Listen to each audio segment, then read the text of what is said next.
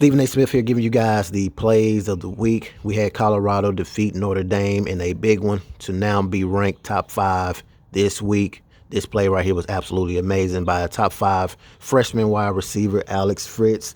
This kid right here is a beast. I'm telling you guys that right now. He was a 4-star recruit, and he was able to make some plays in this one. Shout out to him and Notre Dame for making it a game. Then we had Texas A&M quarterback getting hit but still being able to throw the ball 50 yards downfield for a touchdown or close to one. Definitely was one of the plays of the week. Then we had Georgia pretty much running through Washington in a very big one. Shout out to everybody in the league. Let's get it. Recap, we was able to sign Tremaine Irvin. Kid runs a 4.240. That's all I can say about him. I ain't even going to get it involved with saying too much. Just know he runs 4.240. Then we had Walt Post, offensive player. So that was big too. So week 8 recap. Let's see what we got. Tennessee defeated Appalachian State 44-14. Oregon and USC. USC was able to win 26-14. Turnover battle of a 3-1. Alton Iverson threw 3 picks. Didn't get anything going rushing wise or receivers. I mean, he had one receiver, Martin Pope, whatever that is, Pope, 9 receptions, 2 TDs, but I mean, he just couldn't get anything going. On the other side, you had Oregon creating turnovers.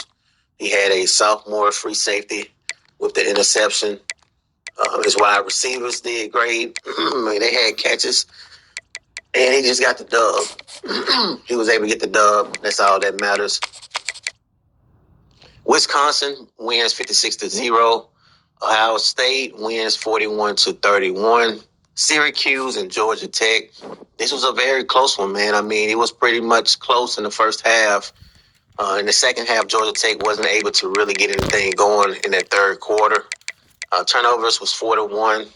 Syracuse won the turnover battle. Georgia Tech actually was able to move the ball around. This is a very good football team, but it really came down to the turnovers. Syracuse was able to capitalize on that. They had a great running game. Wide receivers did great. Keon Cook Jr., tight end from Arlington, Texas. He was able to get the things going for the team. So then we had Florida State loses to the computer, Virginia Tech. First computer loss of the cycle. Oklahoma State wins 49-7. Alabama wins 69-13. Clemson wins 70-3. UCLA and UCF, I watched this one. This was a very, very close game. 1-point game, man. The biggest thing in this game was the first half. UCLA was scoreless. It was 21-0. UCF was able to get out early against them through 2 interceptions. Couldn't get anything going rushing wise. Wide receiver Jared Clinton was able to get things going, but it really came down to UCLA inability to move the ball in the first half, and that's why they lost the game. They came up short, man, 1 point. Notre Dame and Colorado.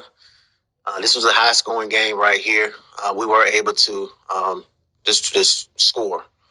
We slowed down in the fourth quarter. Notre Dame fought back very, very hard. Turnovers, 2-2. Walt Post, he just dominated. 2 interceptions. I don't like that in that category. Notre Dame, 295, 4 TDs, 2 interceptions. He did rush the ball very, very well. We did okay, as far as rushing wise. A total of 20 attempts.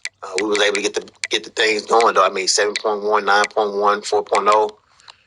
That was good. Wide receivers was the story of this game here.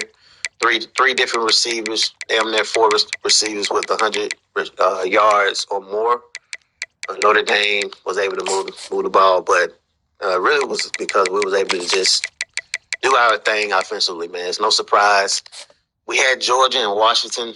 This score was 41-14. Georgia was able to pretty much dominate. They won in a turnover battle. 2 TDs from Jordan Khalil They was able to rush the ball well, 3 TDs by 3 different running backs. And then they was able to spread it around and come up with the dub. We play Washington this week. Washington is in a must-win against us. Texas Tech defeated Oklahoma 41-14. Texas A&M and Texas, this was a very, very good one right here as far as rivalry-wise, but Texas A&M pretty much had their way. Turnovers was 211. Texas just completely, when you throw 11 interceptions, that tell us right there exactly what took place in this game right here. Other than that, it really came down to the turnovers and Joe Gallipo ability to rush the ball. But if somebody giving you the ball 11 times in the game, you should win. Michigan so Michigan defeated Purdue 49-21. Taking a look at the Heisman race, Colorado, Alex Fritz moves up, freshman receiver.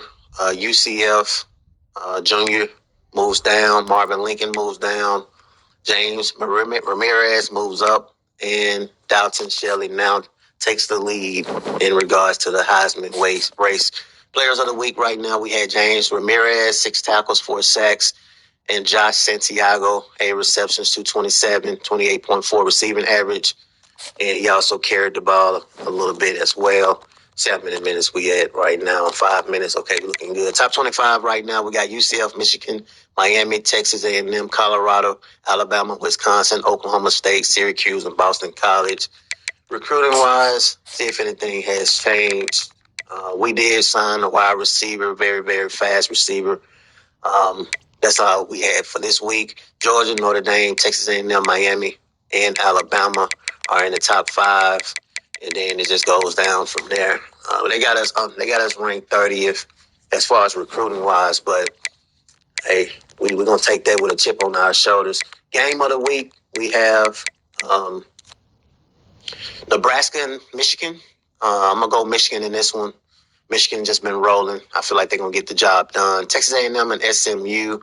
I'm gonna go with Texas A&M. They've been rolling as well. Top 5 team going into SMU. Colorado and Washington. I'm going Colorado, obviously. This is definitely going to be a very good game. Washington is a team that's well experienced now. When he did get the best of me the last 2 seasons, he had a young team, and those guys are young. Now, they probably like juniors.